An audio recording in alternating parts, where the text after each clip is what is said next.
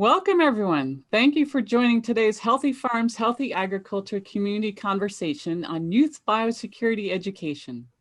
Today's session features a conversation with two individuals well connected with the swine industry who will share their experiences with biosecurity and important messages for youth. Again, I'm Dr. Julie Smith. I'm currently the project director of the Animal Disease Biosecurity Coordinated Agricultural Project, which is funded by the USDA NIFA. Through this project, we have created the new Healthy Farms, Healthy Agriculture website, the online learning modules we introduced in the previous session, and a set of hands-on activities that we will be discussing in the fourth session of this webinar series. The central theme of all the project activities was exploring and influencing the human side of biosecurity. How do you A, convince people it is important, B, explain what needs done, and C, get it done consistently? If you want to know more about the overall project's activities, visit agbiosecurityproject.org. Before Chris Heine introduces today's speakers, I'd like Joanna Cummings to take us on a quick tour of the Healthy Farms, Healthy Agriculture website, where the learning modules and other educational materials can be found. Joanna is a communications professional based here at the University of Vermont who works for the project. She has done a fantastic job revamping the Healthy Farms, Healthy Agriculture website and adding new features and functionality. Joanna, I'm going to turn things over to you to show us around. Hi, everyone.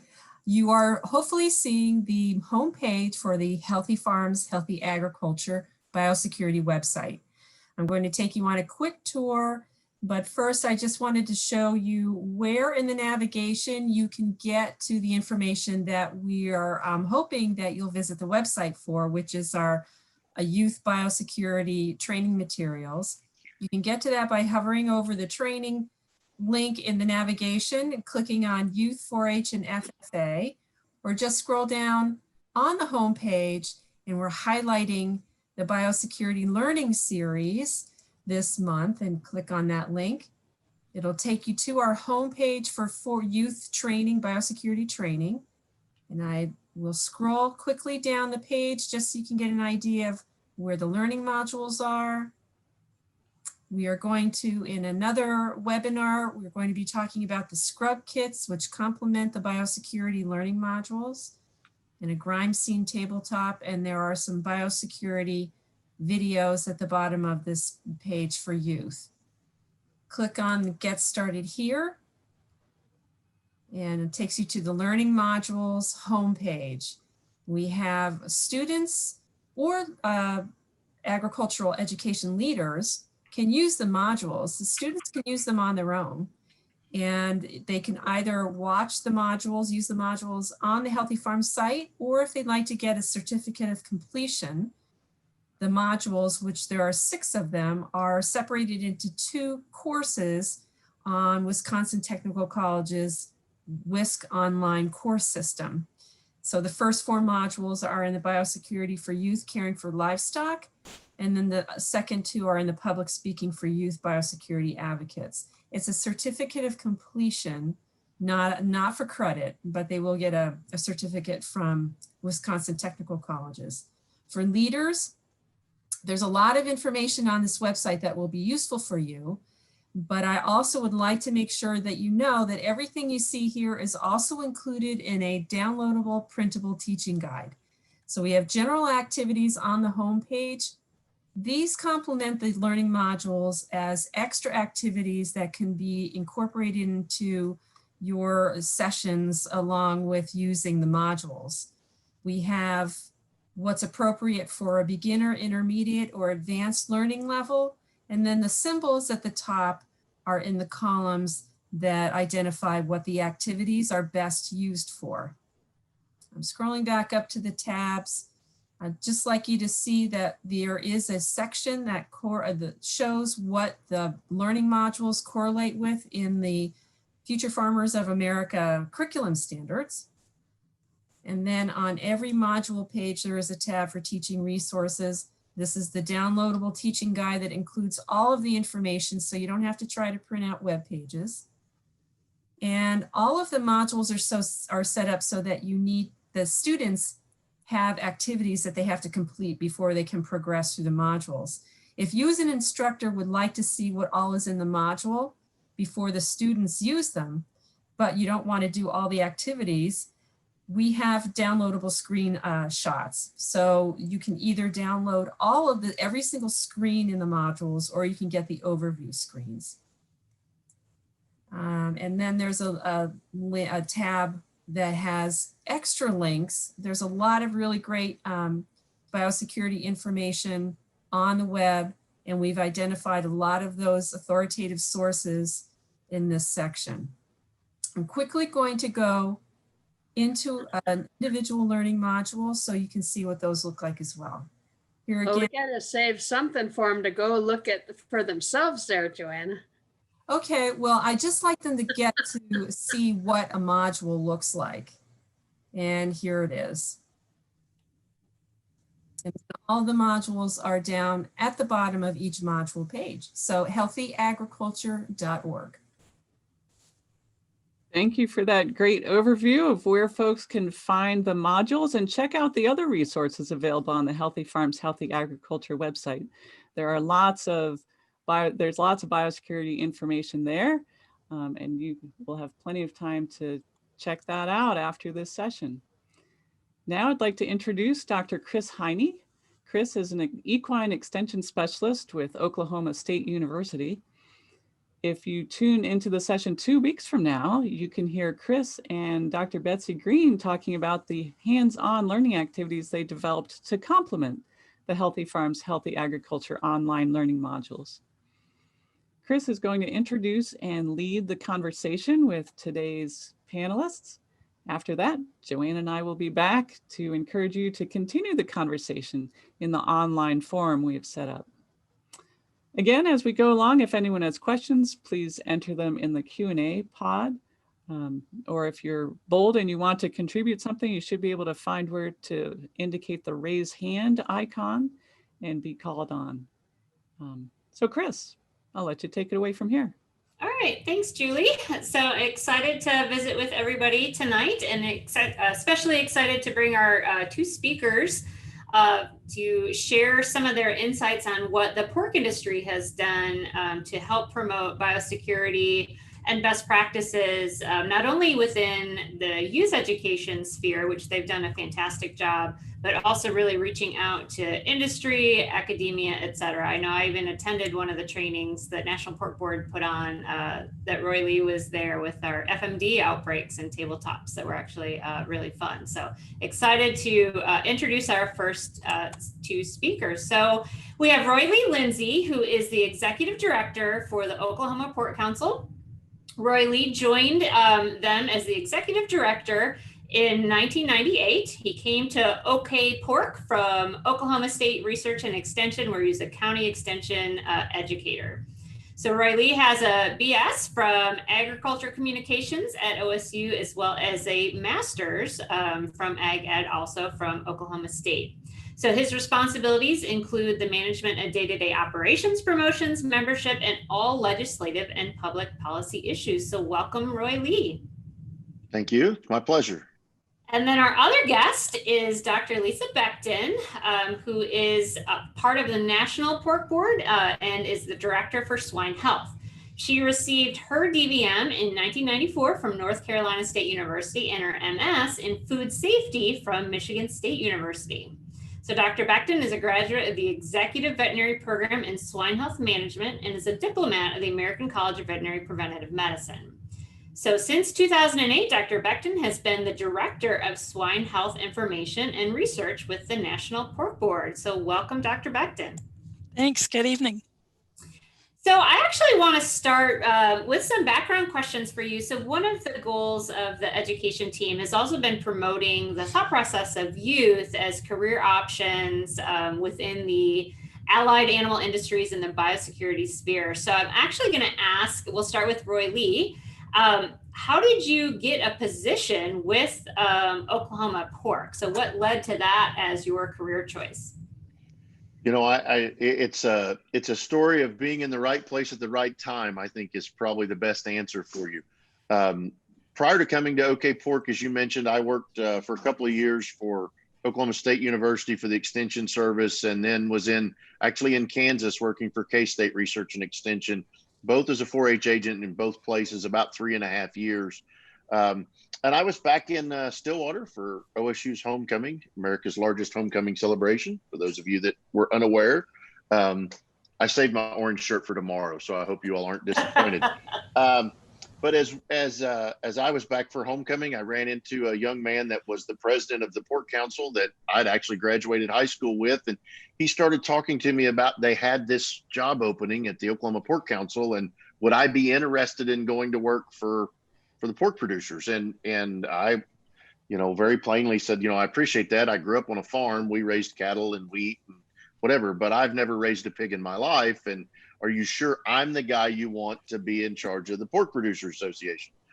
And he was very kind. And what he said, and it really resonated, was they didn't need me to tell them how to raise pigs. They needed me to help them with educational programs. They needed me to help tell the story of the industry. They needed me to lead the association, is what they really needed. And my background in extension gave me, I think, a great training for that, working with volunteers in the 4-H program, putting educational programs on for all kinds of different audiences.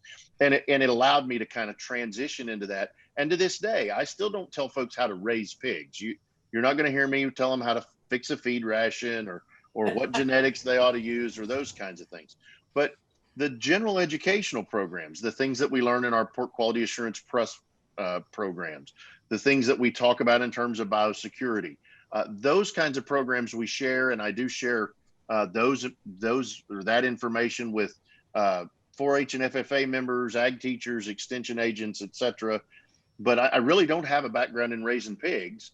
I do have an agricultural background. I do have a livestock background, if you will, but it's not in the swine industry. Well, that's really interesting. So Dr. Becton, I'm going to ask you kind of the same question, but I know visiting earlier, you also did not have a swine background, correct? Right. Yeah, I'm kind of an anomaly, I think. I actually had no ag background, period, when I went into veterinary school, other than working at Hunter Jumper Stables when I was in high school. And so where did my love of food animals come from? I worked with some friends that had some farms in college. And then when I actually got into veterinary school, one of my mentors and my advisor, Dr. Glenn Almond, and the late Dr. Monty McCaw got me interested in population and herd medicine. And so I kind of shadowed those two gentlemen like a burr on a dog, trying to get every kind of experience I could on farm, up to and including managing farms. So when I graduated veterinary school, I started with the Henor Company, was with them for several years, and then worked for Premium Standard Farms in Missouri for 14 years, and then started with the Pork Board in 2008. My love and passion is research and continuous learning. And so I know a lot of my colleagues call me the quintessential nerd, and that's probably right. But it is exciting to be in the swine industry because it's a heck of an opportunity to continuously learn new things each and every day. And the time I think I know it all, I get quite humbly reminded that not even close. And so I think I was in the right place at the right time when I got asked about coming to the Pork Board. And I really have relished that opportunity ever since then, because I get to work with great people, producers, researchers, and it's just a really challenging and enjoyable industry to be in, challenges and all. Well, that's great to hear. So some non-traditional paths to get to a very traditional role in agriculture. So hopefully inspiring kids to think outside of the box a little bit when it comes to career choices.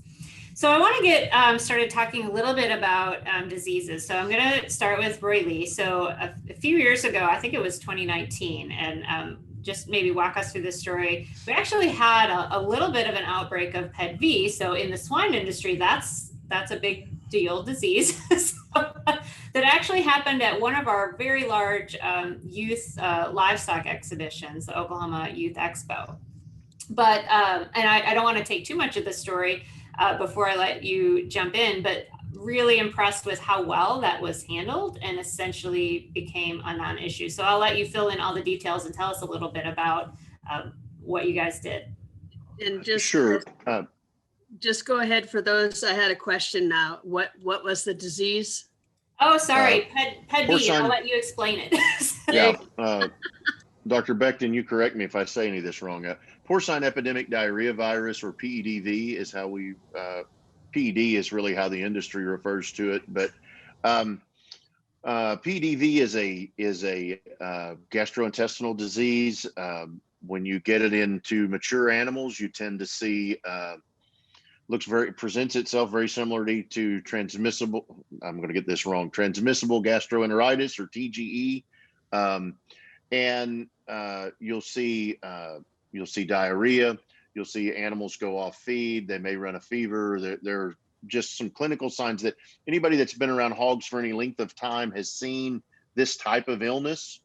The challenge with PEDV is it takes very little virus to cause a very large infection. I forget exactly. It's highly virulent. On mature animals, it'll make them ill, but it has a very low mortality rate. The challenge is for very young animals. If you get it into newborn pigs, you get it into weaned pigs, then the mortality rate goes up exponentially. And overwhelmingly in newborn pigs, the mortality rate would be close to 100%. They simply can't take in enough fluids and they die, they dehydrate, and it kills all the pigs. So tremendous concern. It's highly contagious. It's an airborne virus. They shed the virus extensively. So you're very concerned about anytime you see PED anywhere in your neighborhood that, hey, this could cause a problem for your herd. So we began seeing signs of animals that didn't look right. We began, if you'll forgive me, the old timers in the show pig industry will tell you, you can smell it in the barns, that it's a different smell than what normal pigs smell like, if you will, what healthy pigs would smell like. I always kind of discounted that until we went through this experience at OYE, and you really could tell the difference in just the smell in the barn. It had a very distinct odor to it. But we began noticing that we had some pigs that were ill, and we began seeing exhibitors come to us and say, hey, my pig's sick. I'm not going to bring him to this next class or whatever. We had been planning for this for some time. We had been making preparations for this because we had anticipated that, we might see this happen when the entire commercial industry was dealing with PED in 2013, 2014. We thought we might see something like this within our show herd because of the ease with which this disease is transmitted. So our state vet sends foreign animal disease diagnosticians to our shows every day to walk through the entire barn, to do investigations, to listen for sounds of animals coughing, for other things that just sound out of normal. And then we go investigate. And so when we got to what we know is that typically exhibitors don't go to show management and say, I have a sick animal. We wish that you would. We would encourage you to do that. We think that's the right thing for everyone to do, not just for the health of your animals, but for the health of all the other animals that are at the show. And when we started seeing an uptick in the number of people that were coming to us saying, hey, I've got a sick pig, or the pig next to me looks sick, or I think something's wrong here, the numbers were bigger than what we were accustomed to. And that kind of put up a red flag. And I called the state veterinarian and said, hey, is one of your vets here? I think we need to have him walk through the barns and see what's going on. And by the end of the day, he came back and said, I think we've got PED out here in this barn, and we've pulled some samples. We sent them to OSU, to the Animal Disease Diagnostic Lab for testing. They worked until late in the night and came back at 4 o'clock in the morning and said, yes, we have PEDV. What do you want to do about it? At that juncture, one of the things you run into with a disease that's like this, that's as easily transmissible as this is, when you think about the way our swine shows work, there's very little, quote, biosecurity at the show itself. You're in pens right next to other animals that you don't normally pen with. You walk down the exact same ramp, through the same gates, on the same path to the show ring. The exhibitors all walk through whatever manure, whatever is in the show ring, and they track it back to their pens. There just is very little that you can do in the nature of a swine show to, quote, protect biosecurity, other than what you do in advance and what you do when you go home. We on our commercial facilities, we don't mix and mingle pigs. We fill a barn entirely, and then we try to empty the barn entirely so that we preserve that health status of that barn full of pigs all the way through. In Oklahoma, we have a jackpot hog show every weekend, and some weekends there's more than one. So there are Saturdays where we've got folks doing 2 jackpot shows in a single day. So they're mixing pigs and then taking them back home all the time. Ultimately, by the time we got a confirmation, we were on the last day of the show.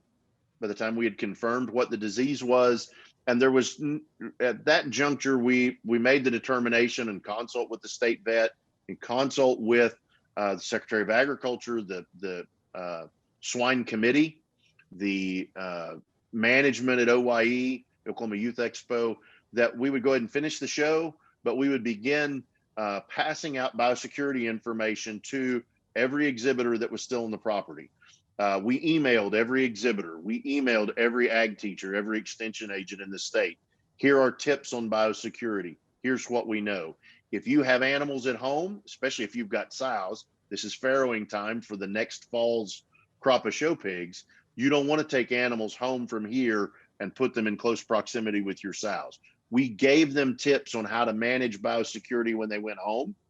And we had a number of exhibitors who just said, you know what, I'd rather sell my pig. I'd rather donate my pig to the regional food bank. We do a what we call Pork for Packs program, where exhibitors can donate their animal and we process them into pork sticks that we give to the food bank for backpack programs. But we had a number of exhibitors who said, you know, I have large commercial facilities near my farm at home, and I don't want to run any risk of passing something on to them. What can we do? And we help them find a market for their animals. We help them, work through the process with their animals. We followed up with all the exhibitors via email the day after the show. We followed up with all exhibitors and all ag teachers, extension agents a week after the show, and again 2 weeks after the show, with constant reminders about, here are things you can do to protect yourself now that you're home.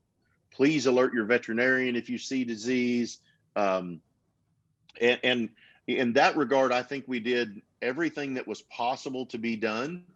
Like I said, as virulent as that disease is, as much exposure as had already taken place by the time we had a confirmation, there was very little we were going to do to stop the spread during the show. And the only way it was really going to stop was when everybody went home and did the right things at home.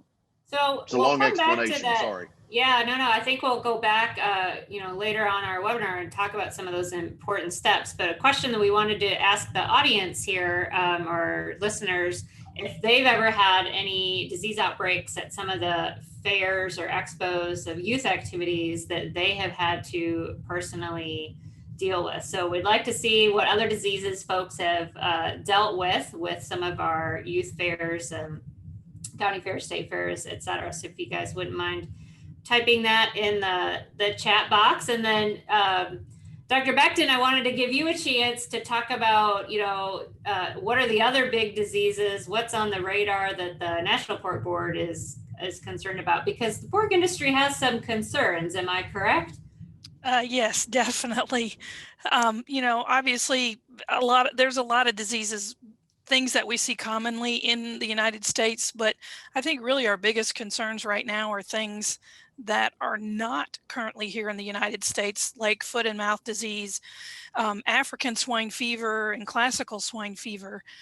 African swine fever is still a huge concern because it unfortunately is a disease specifically for swine, but we don't have a treatment and we don't have a vaccine to be able to control this disease, which is unlike other diseases such as foot and mouth disease, where there are vaccines, and even classical swine fever, which there are also vaccines. And so, ASF is a highly virulent disease of swine. Depending on the strains, the ones that we're seeing right now, especially in China and other areas of Europe, have been a pretty devastating disease. China's hog industry has been just severely hampered by this disease. And, obviously that's a huge thing over there because that's predominant protein of choice is pork. The good news for us in the United States is to be able to take some of that exports and send pork to China. All things considered, I'm not going to get into trade, but you know, there's obviously opportunities. The biggest thing for us, though, and I think what makes me stay up at night and a lot of other people, is how do we be prepared for a disease that we don't have, and that could be just so hugely devastating. And that's just something I think that has all of us shaking in our boots. And you know, the disease exercises that you've participated in, that we've had last year and this year, a lot of the discussions that we're continuing to have, all of this is trying to be prepared in the worst case scenario for one of these diseases to get here. And as much as I'd love to say we have it figured out, no, we don't. There's still some incredibly huge questions on how to manage a disease response, and we're learning, but we've got a long way to go. And I think that's what's scary. The other scary part is that we're all in the production of pork, and you know, pork is a protein source.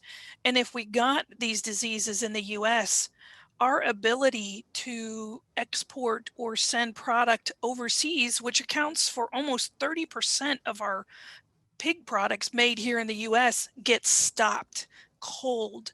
The interesting thing in Germany, they've found it in wild boar, and immediately once that announcement was made, their exports to anywhere were stopped, basically. And this is in feral pigs, not even in commercial production. And so it would be extremely devastating for us as a country. And so anyone raising any kind of pig, show pigs, commercial pigs, everything in between, really should be very, very concerned about this. So certainly disease outbreaks can have huge ramifications on trade as well as our daily lives. So this is, it's you know, limits our ability to do what we want with our animals, can have pretty big financial ramifications. So when we think about biosecurity, a lot of the principles may not be specific to the swine industry, but really can cross species quite a bit. So Roy Lee, what were some of those, you know, recommendations that you gave for our youth exhibitors when they were leaving, or, you know, just general ones? It doesn't have to be specific to the PEDV, but what are those key things that our youth should do? I think there are some key recommendations that apply across all species. If you think about, and having been an Extension 4-H agent, we worked with sheep and we dealt with ringworm and fungus and things like that. And I remember going home smelling like iodine everywhere I went, because that's how folks were treating it. First of all, start with cleanliness. Okay. Start with cleanliness of yourself. Start with cleanliness of your animals. Start with the health of your animals. If you're sick, stay home. If your animals are sick, stay home. Those things are simple. Don't, well, it'll be better by tomorrow. Just stay home. I was a young, probably the last year that I showed cattle when I was in high school, and had a heifer calf that had never been beat. She won every show, was the supreme champion. Here we go. And she banged a hip getting in the trailer, going to the last big show. And when she got off, she couldn't walk. And a calf that had never been beat stood dead last to a calf with mange in her class, because, you know, there was nothing wrong with her other than a bruised hip. And she goes on to go home and drop the best bull calf we ever raised, and so forth. Really disappointing to not get to show her at the biggest show in the state, me not get to be successful with it because of that. But the simple fact is, that's a part of what these show programs teach us, is they're about the life lessons that we learn. They're about the things we take away from it. And so start always with the notion that if you have animals that are sick or exhibitors that are sick, just stay home. And if you have animals that are sick, especially if you've been taking animals to other shows in the neighborhood, other shows in the region, call your veterinarian. Don't just assume you know what's going on. Go ahead and call the veterinarian and find out for sure what you're dealing with, so that we don't have a bigger problem somewhere down the road. So that would be the place to start, number one. Number two, I mentioned her cleanliness. Wash your animals before you leave home. Wash yourself before you leave home. Don't wear the same clothes to the show that you wore around the farm at home. Don't wear the same shoes to the show that you wore around the farm at home. And then consequently, when you go home, don't wear the clothes from the show out to your barn. Don't wear your shoes out to your barn. Think about those kinds of things. Your state veterinarian, I am certain, requires, if you're moving show pigs between states, that you quarantine your animals when you bring them back into your state. If you go buy little pigs somewhere and bring them home for a show project, you're supposed to quarantine those animals, at least in Oklahoma, for 30 days when you get them home. I would encourage you to look for a place when you get home with your animals that you can keep your show stock separate from whatever other animals you have at home. If you've got a half dozen sows at home or 2 sows that you're breeding for next year's show crop, great. But find you a pen where you can put the show animals you took away from what you have at home. And then when you get home and you're dealing with those animals, watch how you move between places. Start with your animals that when it's time to feed, start with your animals that have been at home, and then walk back by the animals that went to the show, so that you're not taking something from what you just brought home from the show to your animals you've kept at home. Clean your trailer.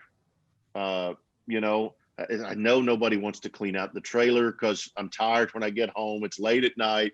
Clean the trailer, wash it, park it out in the sun, let it bake. We know that simple bleach works really well on cleaning trailers and disinfecting trailers. But if you don't clean all the manure out of it before you spray it with bleach, it doesn't do you any good. So you've got to clean the trailer. I can't tell you the number of times we came home from a show and the next time we opened the show box was when we went to the next one. Open the show box and clean your clippers, clean your feed pans, clean all of your equipment when you get home. Wash it good, set it out in the sun, let it dry. Heat inactivates a lot of virus. Though none of those things cost you a lot of money. None of those things are really expensive, but they help you, but they take time and it takes a commitment on your part. But those are the things you can do that are the easiest, I think. And Dr. Becton, you may want to share. Pork Board's got some great resources. I was just going to ask her to share what they've done on the youth biosecurity piece. Sure. This year we updated a lot of information that we had, and it's a whole different website that actually has all of the information. It's www.pork.to/showpig, and that includes an updated biosecurity brochure. I think, Roy Lee, you hit on all the points that were in that, but really simple things to do that go a long way.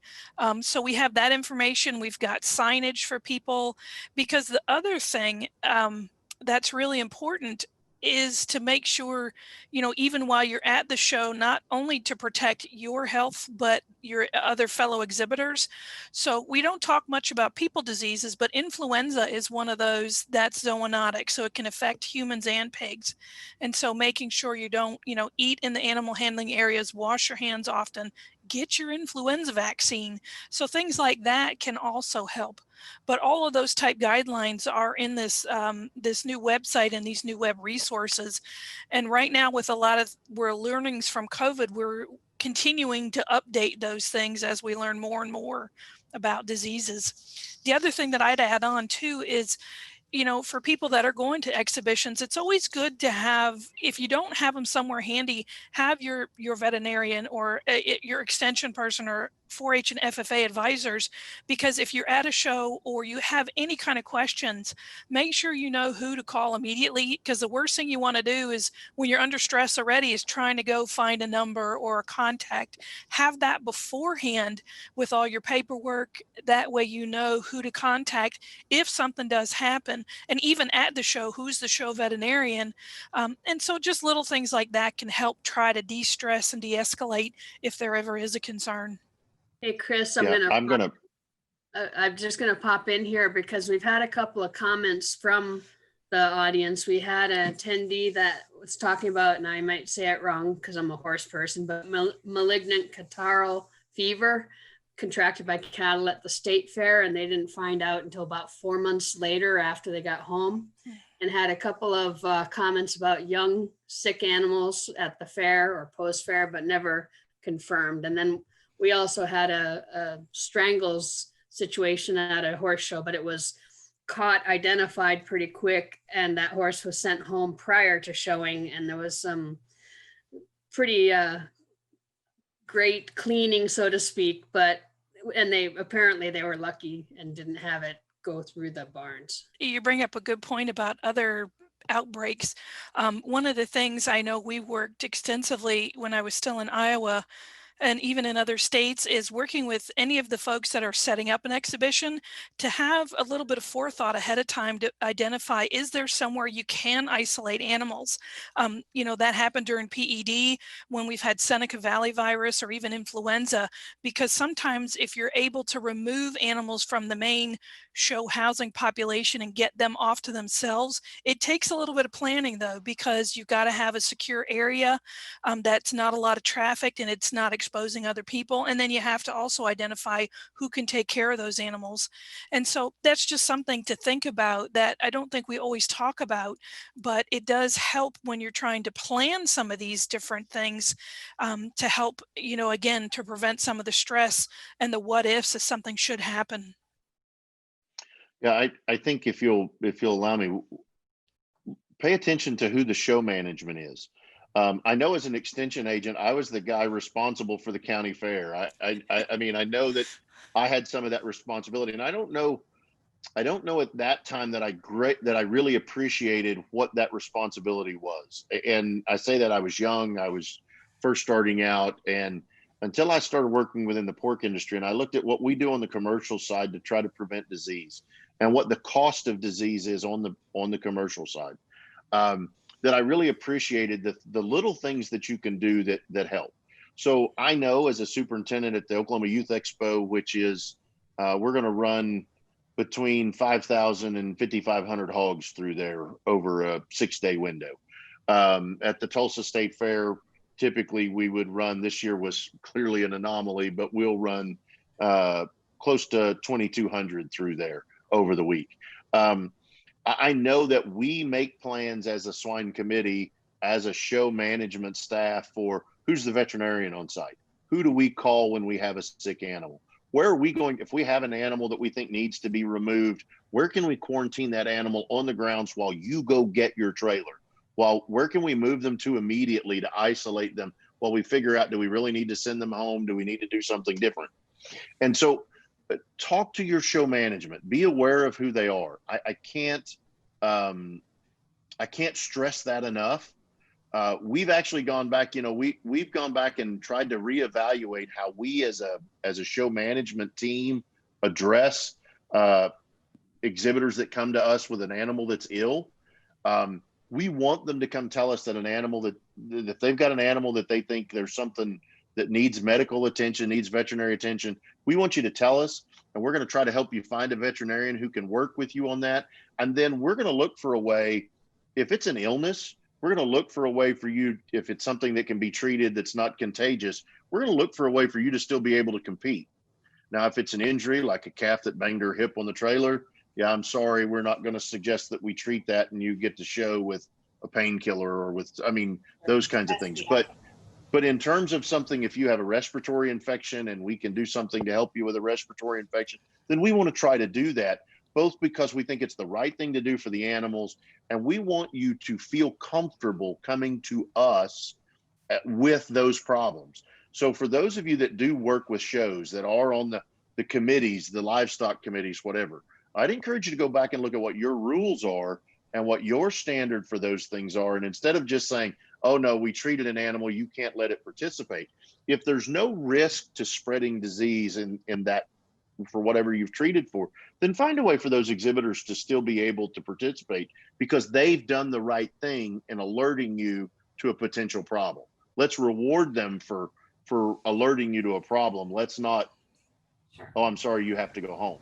Now, you could have a disease that says you need to go home. Those things are all different. And in that case, I'm sorry, but that's where you get to.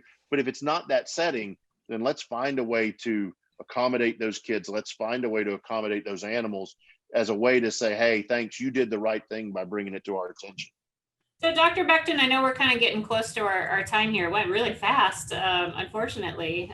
My, how time flies. But what are some big, your big picture things that maybe from you up here at that industry level, the mega commercial level, National Pork Board, want to send to our youth that are down here at our county fair level, like big picture, what do you want them to take away or know or understand? You know, whether you have 1 pig or 100,000 pigs, you're still a pork producer. And, you know, going through fairs and expositions is a huge opportunity. I never did it. I'm impressed with the youth when I go out and see what they're doing and the passion that they have. And you're our future leaders. And so, you know, we need to nurture that, provide the support, the educational materials, the research, all of those things to help make them successful and to make you all as the educators successful too. And so what we learn both on a commercial side can also provide value on the show pig side and vice versa, because each deals with a little bit different nuance of how to apply biosecurity, but that core principle is the same. And so it's our duty and job as pork board to figure out how do we make all this information and knowledge that we have accessible and usable to everybody. Because like I said, when we talk about researchers for ASF on vaccine, it may not always translate back, but biosecurity is one thing that is universal. And that's where, you know, we're focusing to make sure that those resources are always available and easily understood, and not, you know, you don't have to have a PhD to sit and read them. COVID-19 has given us a lot of new explorations into virtual horse show or virtual livestock shows, et cetera. So we know a lot of our educators have had to deal with some modifications to our normal fair schedule. So a lot of this is staying connected and sharing information. And I think Julie's got some great ways that she wanted to share with us before we run out of time about ways to keep people informed about what's occurring in education and animal biosecurity. Well, this has been a great conversation with Roy Lee Lindsay giving us practical advice on the exhibition side, and Dr. Lisa Becton giving us some things to keep in the back of mind why we have to be on the lookout for things that look different, because there are some diseases out there that are a big concern that we don't have here but could get here. So we need to be aware of these things. So, and thank you to Chris for facilitating this conversation. I think this has gone really well. In the next few minutes, where we want to take everyone is to show you just how easy it is to participate in a new discussion forum on youth biosecurity education. So I'm assuming you're here because you do something related to youth biosecurity education. And we have a Healthy Farms, Healthy Agriculture forum in the Healthy Farms biosecurity community that's now hosted on Connect Extension, an initiative of the E-Extension Foundation. We have 3 forums, and our most recent one is the one focused on youth biosecurity education. This is really easy to join. In fact, we have people joining all the time. What we're looking for is for people to join and be part of the conversation there. So if you're not familiar with Connect Extension, all you have to do is get there and register. And once you're registered, you can join any of the subgroups that are out there. And I encourage you to join the Healthy Farms Biosecurity Forum. And there we go. That's Joanna is showing you the 3 forums that we have. And once you go into a forum, there are some topics already there that you can respond to. You can add a topic. This is the kind of place where you can go and have an ongoing conversation about a topic of interest to you in this area of youth biosecurity education. And the conversation will stay in a place where you can come back to it and find it again. It's not going to get lost in your email. And what we're looking to do through this forum is to build a community, a learning network of extension and education personnel who are engaged in biosecurity education. And like we've heard from Roy Lee and Dr. Becton, we've all benefited from learning from the experience of others, and sharing our experience with others helps them. And we see this forum as a way for that, the forum as a way for that to happen asynchronously all across the country. So whatever species, whatever type of projects you're involved in, whatever biosecurity education you're trying to work on with your youth, this is a place where you can share ideas, share tips. If you're picking up our learning modules or hands-on activities and using them, maybe you're adapting them in a way that you think worked really well that you want to share out with others. So we encourage you to register and visit the forum and respond to a topic. We're actually setting one up in conjunction with the question that Chris asked you earlier about whether you've had experience with an animal health issue at a fair or a show. So this is a place where we can expand on that, and I'd love to see your stories there and see what you've learned from those experiences. Is there anything else someone wants to add about the forums? Okay. Well, we're almost at the end of our time for this session. Thanks again to today's panelists for joining us and being part of the conversation, to our friends at the University of Arizona for working behind the scenes and sometimes in front of the scenes to keep things running smoothly, and to Chris Heine for being the moderator, and of course to all of you who joined this session in the Healthy Farms, Healthy Agriculture Community Conversation Series. The next conversation in this series is coming up a week from now. Dr. Betsy Green will be talking with Dr. Amber Idle, the Assistant State Vet, and Sarah Smith, an Extension Specialist with the Washington State Extension. So they're both up in Washington State, and they will be sharing their perspectives on biosecurity. So this concludes our second session out of 4 in this series on youth biosecurity education. You can revisit your registration anytime through the original link to register for additional sessions and get reminders for them. And I just thank you again for joining us for Healthy Farms, Healthy Agriculture Community Conversation. While the focus of this project and our discussions are agricultural biosecurity, we recognize that many of the same concepts will help keep us safe in our current environment with COVID-19. So please do your best.